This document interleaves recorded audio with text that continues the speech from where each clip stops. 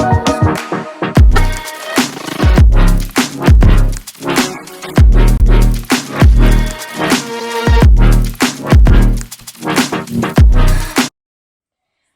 guys, so today we will see one very interesting endgame. It is pawn endgame.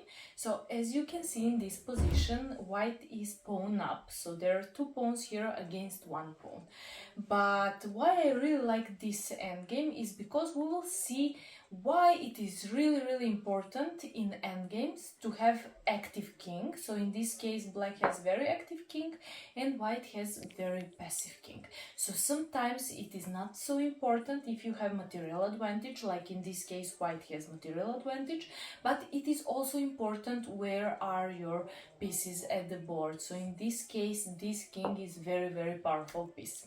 It is white's turn, so a lot of beginners, let's say, would expect from this position okay, at least to make a draw, but of course to win this endgame.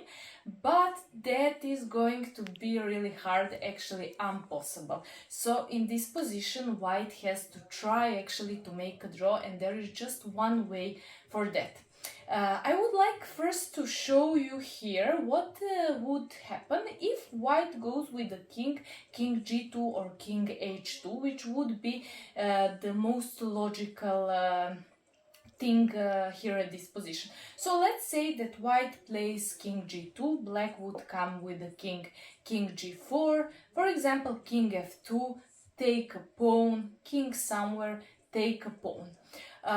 We know that in this kind of position, actually it is really important that this black's f7 pawn is on 7th rank. Why this is important, we will see very soon. So for example, white makes a position, black goes to f5, again white makes a position, and actually now we are coming to a very important moment where black has this move, f6. So with this move, he will force our king to go to e3, g3 or back, and this way he will find the way for the king. So for example, king e3, king g4, or if we go king g3, then king e4, we go back, he makes a position, we go back, he makes a position, and as we know, if we have king on 3rd or 6th rank at the same file where is our pawn, doesn't matter if pawn is on 7th, 6th, 5th or 4th rank, it's winning once when king reach this square. So we saw that actually if we just play at the beginning, if we play this logical move, we will lose the game, or same would be if we play here, here, take the pawn, here, take the pawn, make a position, okay, doesn't matter, make a position, and then again this very important move.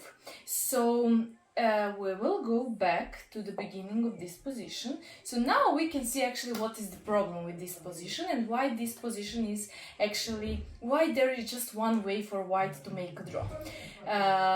If we think logically, we will understand that actually somehow we want to force this pawn to come to 5th or 4th rank.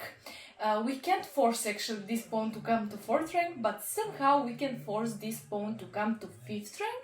So this way actually black will not have that important tempo. So the best and the only move which will make a draw is g6. That is why I really like this endgame, because it shows how important is position between kings, actually opposition, but also it shows how powerful is sometimes to keep pawns on 2nd or 7th rank, depends if we play as white or as black. So how important is to keep this pawn, to make pressure with the king, and then just to use pawn, which is actually our advantage when we're pawn up, for making important tempo. Okay, so g6.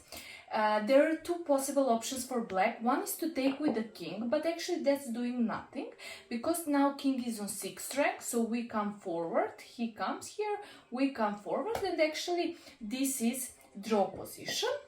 And if black takes with the pawn, which is more logical, it would be same thing if we now play with the king h2 or king g2, so we would not manage anything, because for example king here, take opposition doesn't matter, because there is always now on g file this tempo move.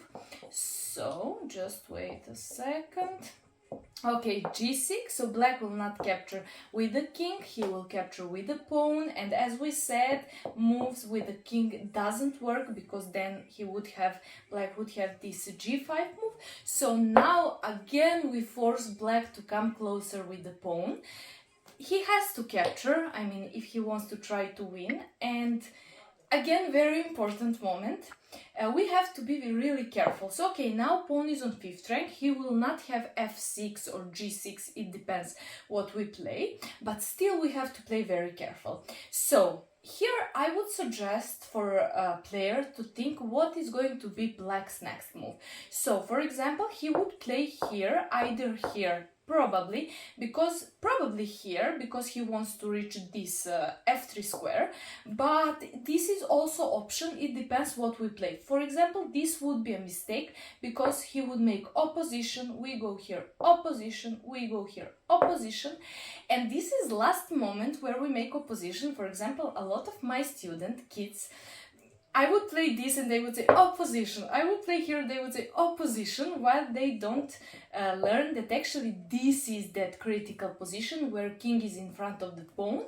And here is last important moment where we use opposition, because once when king go, let's say left, we go right side, actually black, or if king goes to g2, king will go here, and after this move, pawn will go to queen, or if we go back again, king will reach this very important square, and it is winning.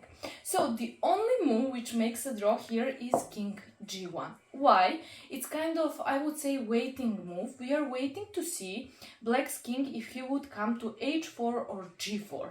So of course, if king goes to h4, we play king h2. So we are the one actually who makes opposition. He goes here, we go with the king here. King f4, we are the last one who will make opposition. So this position is well known as a draw. If it is black's turn. If it's white's turn, it would be losing, but we are the last one who played king f2. And after this move, yes, if he goes king g4, then we make again opposition. He goes king f4, we make opposition. And of course, this position is going to be easy draw. Here, and stalemate. If you have any questions or any suggestions for next video, I would like to hear that on Outpost Instagram profile or on YouTube Outpost profile. Thank you very much. I hope this was helpful for you, and happy Friday.